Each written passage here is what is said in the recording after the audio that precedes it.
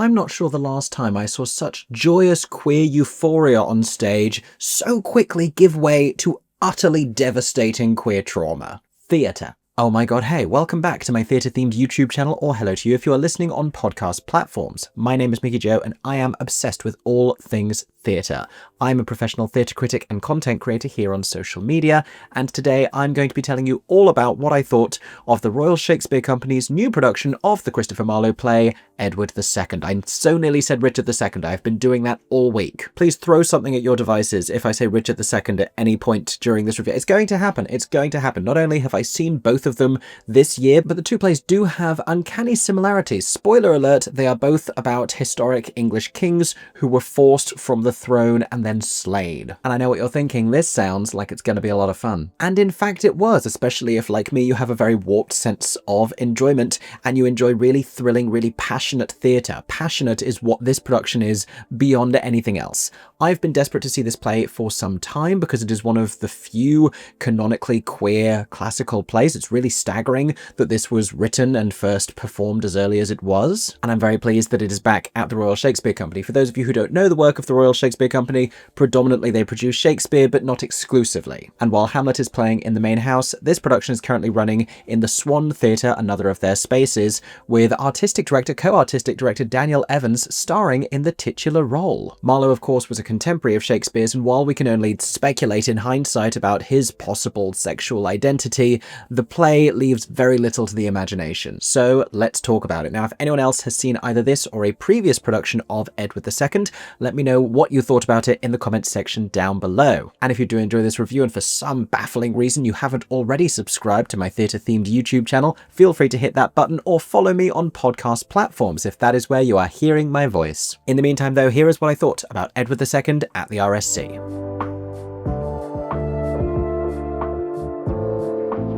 So Edward II then is a 16th century Christopher Marlowe play depicting the brief reign of a 14th century king, Edward II.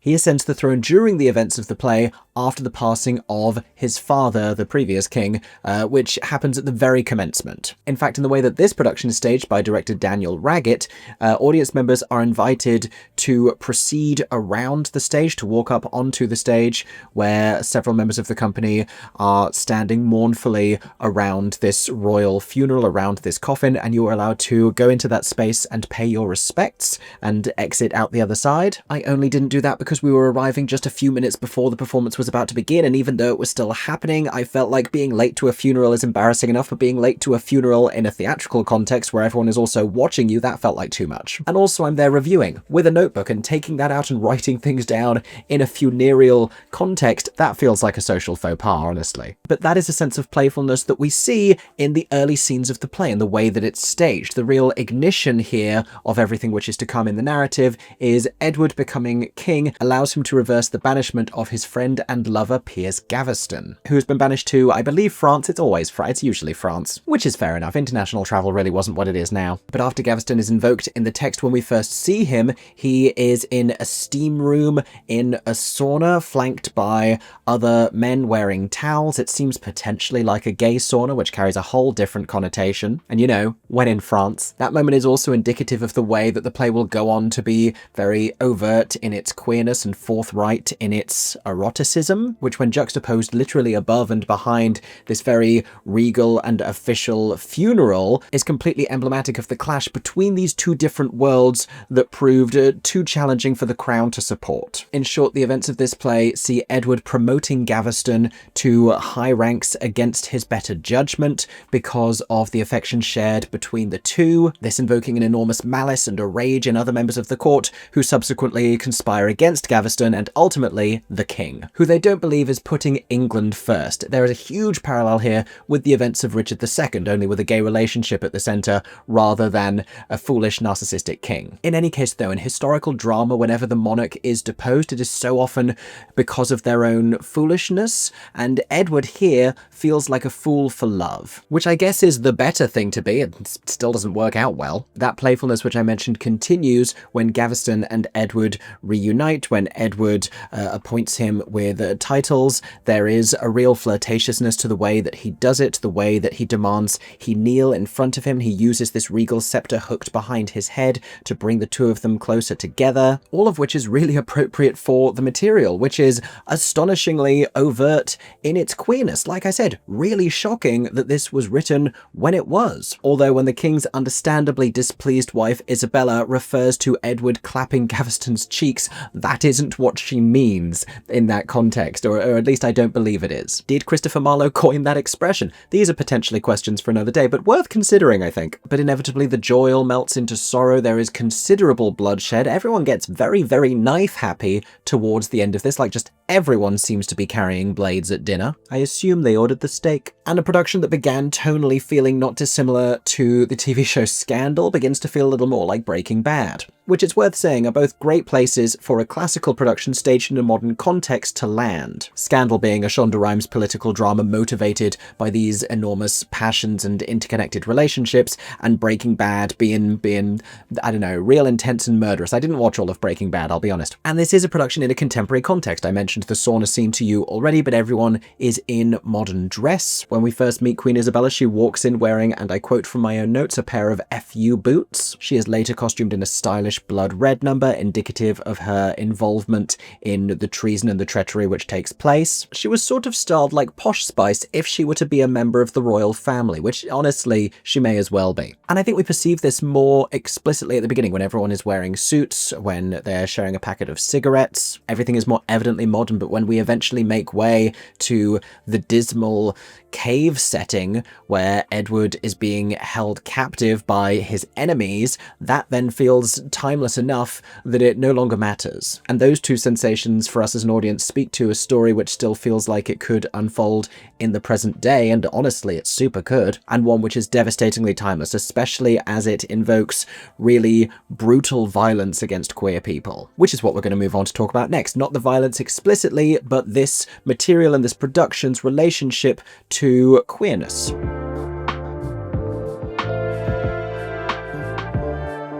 So just how gay is this? Well, like I said, explicitly this is a gay relationship between the King, Edward II, and a gentleman named Gaveston, who he appoints beyond the status afforded to him by birth to noble rank. When he is insulted by a literal passing priest, the King enacts a show of force, allocates the priest's title to Gaveston, and has him thrown to the ground and humiliated, subsequently imprisoned. This is the play's first really shocking act of violence, and the rage that so quickly emerges in Edward, who seconds before was gleefully and youthfully delighted to see his lover returned to him, feels indicative of years of resentment. The man who he loves has been banished to another shore, which I think speaks to a timeless frustration in queer repression. I mean, even if the king doesn't get to bang the man he wants to, what hope is there for anyone else? And upon Gaveston's return, he conducts this relationship with no sense of secrecy. He openly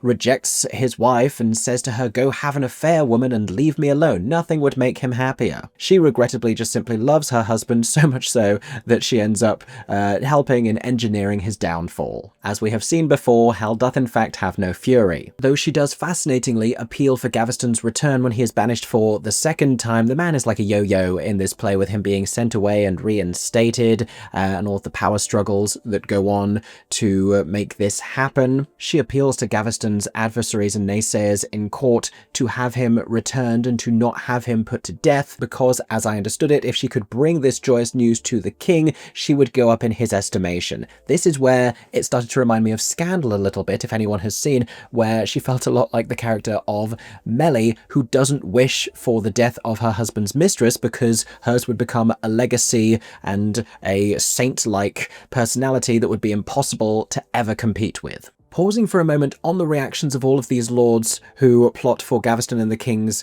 demise, what's very interesting here is that there is a backlash to this being a gay relationship in the 1300s, the early 1300s at that, as if it would make a difference. But what seems to motivate them more immediately is the notion that he has been improperly elevated above his social status. For the emerging leader of this would-be coup, Mortimer, it does seem very much like he can excuse a homosexual relationship at the very heart of the British Crown, but he draws the line at any sense of class mobility, which, when I tell you, is one of the most British things I have ever heard. It's like, go be a gay king as much as you want, but how dare you do it with a poor person? And while Richard is far from the only gay man to fall out with his friends over a relationship, although admittedly less treason is usually involved, he is not without his queer allies in this piece. Gaveston's associates Bulldog and Spencer, who we meet in a relationship of their own. One of their scenes in the play is reframed newly in a post-coital context, who become allies to and ultimately witnesses to the despair of the king. And the traumatic deaths which follow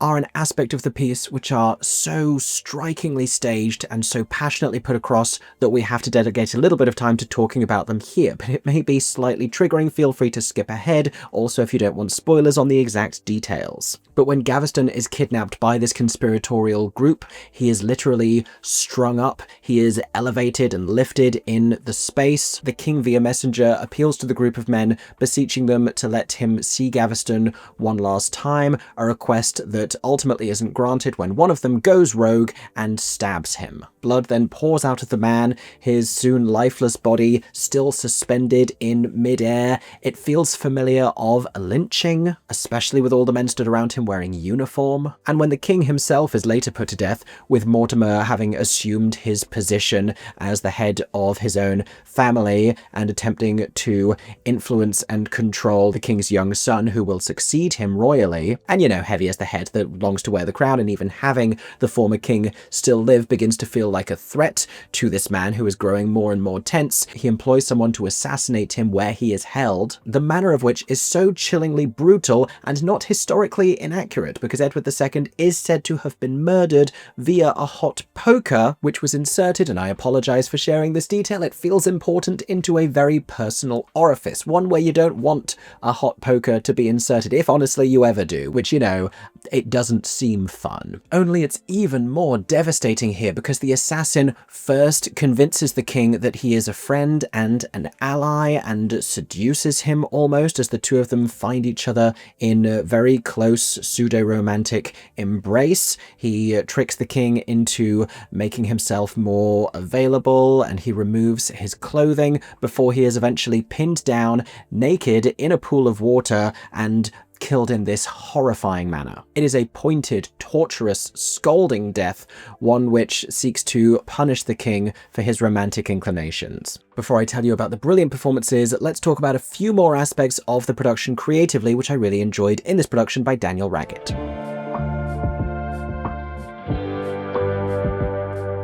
So as I mentioned before, this was above all else passionate, darkly passionate, and full of incredibly striking visual imagery. The stage upon which the initial scenes took place, covered in this perhaps parquet flooring is what this is called, with all of the names of monarchs inscribed around the edge, conveying to us immediately the sense of its weight and its importance. Edward ultimately mourns for his lost crown alongside his lost lover, and we need to really feel how important that was. In a late scene when he is asked to formally forsake the crown in order to ease the transition of power to his son and guarantee his appointment, he shows the same reluctance that we saw from Jonathan Bailey's Richard II last month. Only with perhaps, I think, even more angst here. He feels considerably less like a young and naive man, and instead one who is acutely aware of the reasons behind his deposition and his imprisonment. By this time, that stage that I mentioned has rolled back into the rear playing space, a playing space which is frequently used in this production, with dimmed lighting and with silent scenes played between actors, conveying this sense of conspiratorial machinations happening in the background of the action, and revealed beneath it is this staggering cave floor with a large pool of water in the center. This is where Edward is imprisoned after he is dethroned, and it's in this same setting that when asked to relinquish the crown, he handles it with bloody hands, and we see blood smeared upon it as it is thrown to the floor. It's very powerful, as is the initial reveal of that set piece, with brilliant lighting, with brilliant soundscapes booming as the whole thing rolls back. This moment of initial thunderous drama as something unthinkable takes place, with a king suddenly thrown into this desolate setting, soon afterwards turns to chilling silence, and we can hear a steadily quickening drip of water into this pool, which I think both served as a countdown to the exact hour of Edward's demise and focused our attention on this body of water for reasons that would later become painfully clear. The exact moment of overthrow, however, per the play, is more than a little bit prolonged. The pacing isn't perhaps quite as neatly structured as in Richard II, where, at least in the production I saw at the Bridge Theatre, the takeover of the throne occurs at the structural midpoint. In this, at the beginning, we spend an awful lot of our time talking about Gaveston. Everyone is talking about Gaveston. Don't attempt a drinking game where you take a shot every time they say Gaveston, because you'll be far too plastered before the end of the thing. But we also go a considerable amount of time between the first and second dramatic climax, and those moments of dreadful violence are brilliantly engaging, and the moments of early joy and romance brilliantly engaging, and it's the conspiratorial stuff that takes place between that is considerably less engaging. It's dull, even. The one thing that this production doesn't seem to be able to do is to infuse those political moments with a sense of urgency and necessity. It's a little difficult for us to feel the implicit threat of all of the conversations that these lords are having as they plot against the king, as they are in league with his wife in doing so. And perhaps it's because everything gets reversed so quickly in the early stages. Gaveston is initially banished, and then he comes back, and then they have him banished again, but then he is allowed to return. And I wonder as well, not to criticize Christopher Marlowe, whether this is a symptom of a play which begins sort of after the fact. They are, from the beginning, already pre-annoyed with Gaveston and this situation, and this isn't a newsflash to anyone except us, the audience. Some of the most striking visual moments which don't relate to death take place earlier in the play, when Edward visibly rejects the hand of his wife as he is following the procession of his father's coffin, as he instead kisses his male lover with paparazzi flashes framing the two of them in a romantic embrace, that image then projected onto the back wall. There's a later moment when Gaveston watches Edward's coronation, and right at the very end of the play, this is a spoiler alert for anyone who doesn't know exactly what this looks like, Edward's body is buried alongside Gaveston's, seemingly per the instructions of his son. But finally, let's talk a little about the company bringing this classical story to the stage.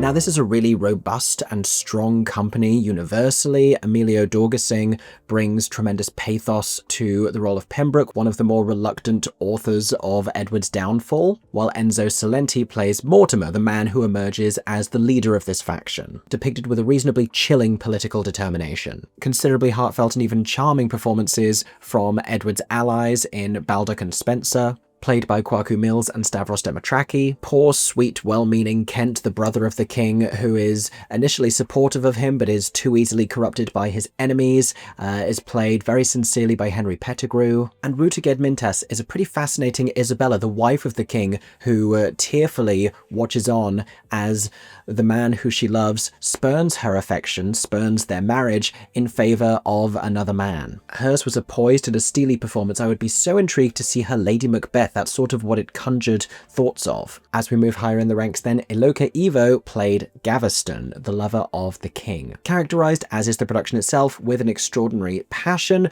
The love between the two of them is demonstrable, but there is this fear in me that it isn't reciprocated by Gaveston here quite as evidently, and it begins to feel like it could be a situation where there isn't an even adoration between the two, and he is benefiting from this very lucrative relationship, which I don't think is the intention of the piece, because then that final beautiful tableau image sort of rings a little bit hollow. But it feels as though, more often than not in the early scenes, Gaveston is more motivated by irritation and by being disrespected by those around him in court than he is by love. I will say, though, that the man does exceptional corpse work, among the best I've ever seen. Which brings us to the performance of Daniel Evans as Edward II, co-artistic director of the Royal Shakespeare Company. He is performing on one of its stages, and he's been directing for a long time. It has been a little while since we've been able to enjoy a Daniel Evans performance on stage, but he was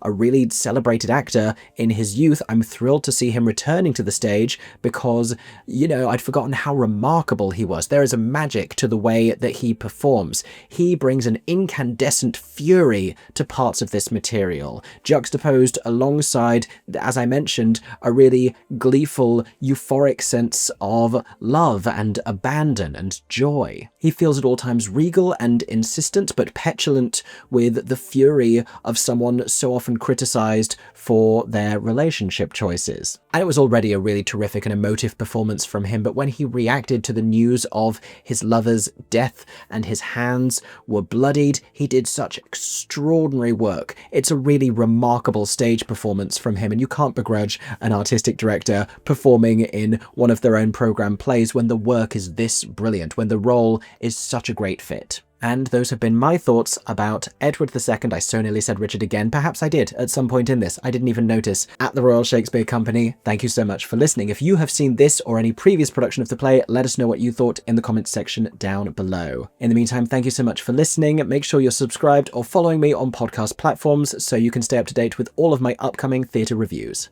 I hope that everyone is staying safe and that you have a stagey day.